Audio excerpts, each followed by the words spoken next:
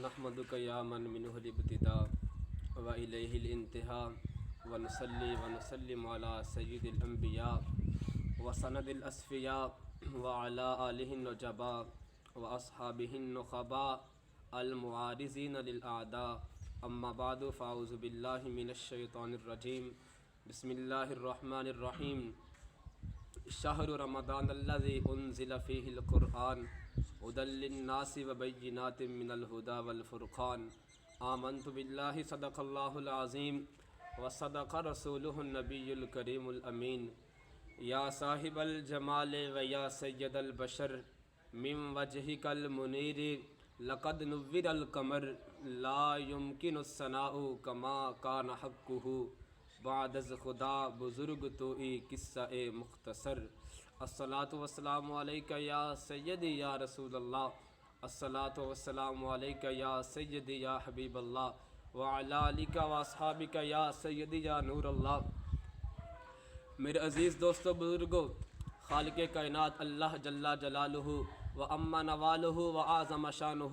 و اتم برہانہ نے اپنی لا ریب عیب کتاب میں ارشاد فرمایا کہ شہر رمضان الذی انزل فیہ القرآن، کہ اے لوگو رمضان المبارک یہ وہ مہینہ ہے کہ جس میں خالق کائنات نے قرآن کو نازل کیا۔ یہ کوئی عام مہینہ نہیں، یہ وہ مہینہ ہے کہ جس میں خدا نے قرآن کو نازل کیا۔ اور مفسرین نے لکھا کہ رمضان المبارک کو باقی 11 مہینوں سے وہی نسبت ہے جو جناب یعقوب علیہ السلام کے، جس طرح کہ آپ کے 12 بیٹے تھے اور 12 بیٹوں میں سے جو سب سے اعلیٰ جن کا مقام تھا، جن کو اللہ نے مقام نبوت میں فائز کیا تھا، وہ جناب سیدنا یوسف علیہ السلام تھے۔ جس طرح ان کا مقام 11 بیٹوں میں سے سب سے اعلیٰ تھا، اسی طرح مفسرین نے لکھا کہ رمضان المبارک کا جو مقام ہے یہ تو 11 مہینوں سے افضل اور اعلیٰ ہے۔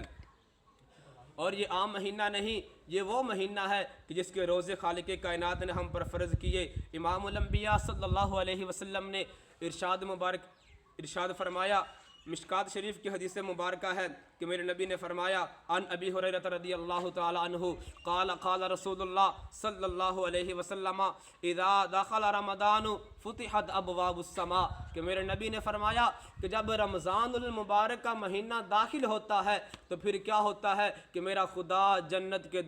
آسمان کے دروازے کھول دیتا ہے۔ اور آگے میرے نبی نے فرمایا کہ اس مہینے کے اندر وغلقت ابواب جہنم، کہ جہنم کے دروازوں کو بند کر دیا جاتا ہے، اور شیاطین کو بھی اس مہینے میں زنجیروں کے ساتھ جکڑ دیا جاتا ہے۔ آؤ مسلمانوں، یہ کوئی عام مہینہ نہیں۔ آگے سماعت فرماؤ کہ میرے نبی نے کیا فرمایا۔ میرے نبی نے فرمایا، حضرت سیدنا عبداللہ بن عمر سے حدیث مبارکہ مروی ہے کہ میرے نبی نے فرمایا الصیام والقرآن یشفعان، کہ میرے نبی نے فرمایا کل قیامت کا جب دن ہوگا تو حضور نے فرمایا کہ روزہ اور قرآن انسان کی شفاعت کریں گے۔ روزہ اور قرآن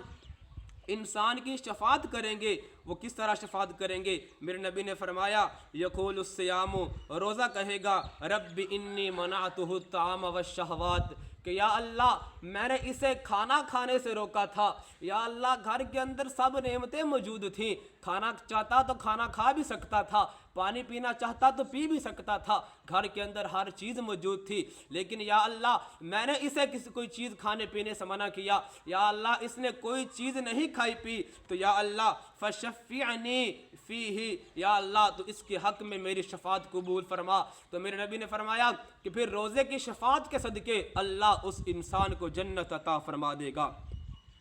آگے حضور نے فرمایا وَيَقُولُ الْقُرْآنُ، قرآن کیا کہے گا؟ قرآن رب کائنات کی بارگاہ میں عرض کرے گا منعتہ النوم باللیل، کہ یا اللہ میں نے اسے رات کو سونے نہ دیا، یہ رات کو اٹھ کر میری تلاوت کرتا تھا۔ یا اللہ میں تیرا کلام تھا، یہ رات کو اٹھ کر میری تلاوت کرتا تھا، میری تلاوت کرتا رہتا تھا، رات گزر جاتی تھی لیکن یہ سوتا نہیں تھا، میری تلاوت کرتا رہتا تھا۔ یا اللہ میں نے اسے رات بھر سونے نہ دیا، یا اللہ یہ میری تلاوت کرتا رہتا، یا اللہ تم میری شفاعت اس کے حق میں قبول فرما۔ تو میرے نبی نے فرمایا فیشفعان، تو پھر خدا روزے اور قرآن دونوں کی شفاعت قبول فرمائے گا اور اس انسان کو جنت عطا فرما دے گا۔ اور مسلمانوں، آگے سیدنا سلمان رضی اللہ تعالی عنہ آپ فرماتے ہیں خطبنا رسول اللہ صلی اللہ علیہ وسلم فی آخر یوم من شعبان، آپ فرماتے ہیں کہ حضور نے جب شعبان کے آخری ایام آئے نا تو امام الانبیاء صلی اللہ علیہ وسلم تاجدار ختم نبوت نے ہمیں ایک خطبہ ارشاد فرمایا، اور میرے نبی نے خطبہ ارشاد فرمایا یا ایھا الناس قد اظلکم شہر عظیم شہر مبارک، کہ اے لوگو تم پر ان قریب ایک عظیم برکت والا مہینہ سایہ فگن ہونے والا ہے۔ آگے فرمایا کہ فیہ لیلۃ خیر من الف شہر، فرمایا کہ اس مہینے کے اندر ایک ایسی رات ہے کہ جو رات کئی مہینوں ہزار مہینوں سے افضل اور اعلیٰ ہے۔ اور آگے فرمایا جعل اللہ صیامہ فریضۃ، کہ فرمایا اس مہینے کا روزہ اللہ نے فرض قرار دیا، یعنی کہ اس مہینے کے روزے رکھنا یہ تم پر فرض ہے۔ آگے میرے صحابہ کرام فرماتے ہیں کہ حضور نے فرمایا کہ من فطر فیہ صائما کان لہ مغفرۃ لذنوبہ، آپ فرماتے ہیں کہ میرے نبی نے فرمایا کہ جس انسان نے اس مہینے کے اندر کسی مسلمان کا روزہ افطار کرایا تو اللہ اس کے گزشتہ گناہ معاف فرما دے گا۔ گناہوں سے مراد گناہ صغیرہ ہے کہ اللہ اس کے گزشتہ صغیرہ گناہ معاف فرما دے گا، اور آگے فرمایا کہ اس کی گردن کو بھی خالق کائنات جہنم کی آگ سے آزاد فرما دے گا۔ تو صحابہ کرام میرے نبی کی بارگاہ میں بیٹھے ہوئے تھے، صحابہ نے عرض کی یا رسول اللہ صلی اللہ علیہ وسلم لیس کلنا نجد ما نفطر به الصائم، یا رسول اللہ ہم میں سے ہر کسی کے پاس اتنی تو طاقت نہیں ہے، اتنی توفیق نہیں کہ ہم کسی کو پیٹ بھر کر کھانا کھلائیں، کسی کو سیراب کر کے کھانا کھلائیں، کسی روزے دار کو ہم اتنا کھانا کھلائیں۔ تو یا رسول اللہ کیا جو کسی روزے دار کو پیٹ بھر کر کھانا نہیں کھلائے گا یا رسول اللہ وہ تو اس اجر سے محروم رہ جائے گا؟ میرے نبی نے فرمایا نہ میرے صحابہ، بلکہ میرے نبی نے فرمایا یعطی اللہ ھذا الثواب من فطر صائما علی مذقۃ لبن او تمرۃ او شربۃ من ماء، میرے نبی نے فرمایا میرے صحابہ کرام نہ خدا وہ شخص کہ جو کسی روزے دار کو ایک دودھ کا گھونٹ پلا دے گا، وہ جو شخص کسی روزے دار کو ایک کھجور کھلا دے گا، جو شخص کسی روزے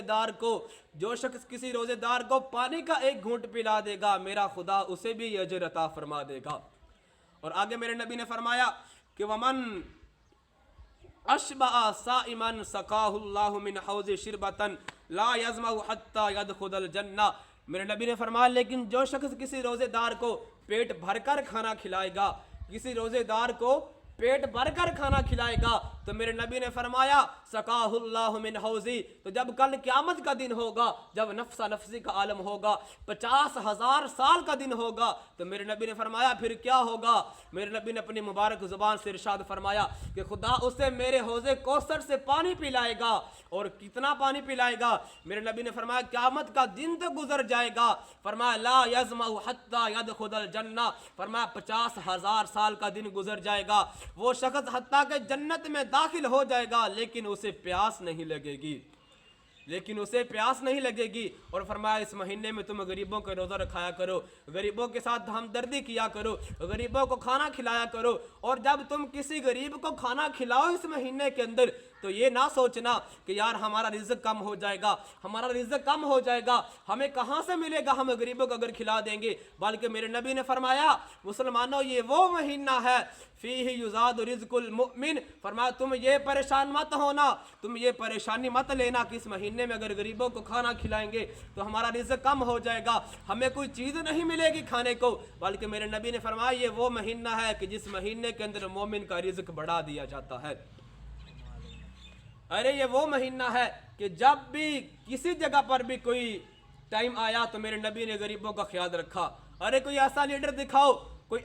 دکھاؤ جو آج غریبوں کا خیال کرتا ہو۔ جب صدقہ فطر کی باری آئی تو میرے نبی نے غریبوں کا خیال رکھا، جب زکوٰۃ کی باری آئی تو میرے نبی نے غریبوں کا خیال رکھا۔ غریبوں کے حامی تھے امام الانبیاء صلی اللہ علیہ وسلم۔ تو خالق کائنات کی بارگاہ میں دعا کرتا ہوں کہ خالق کائنات ہم سب کو رمضان المبارک کے روزے رکھنے کی توفیق عطا فرمائے اور اس مقدس مہینے کا ادب و احترام کرنے کی توفیق عطا فرمائے۔ آمین۔ وآخر دعوایا ان الحمد للہ رب العالمین۔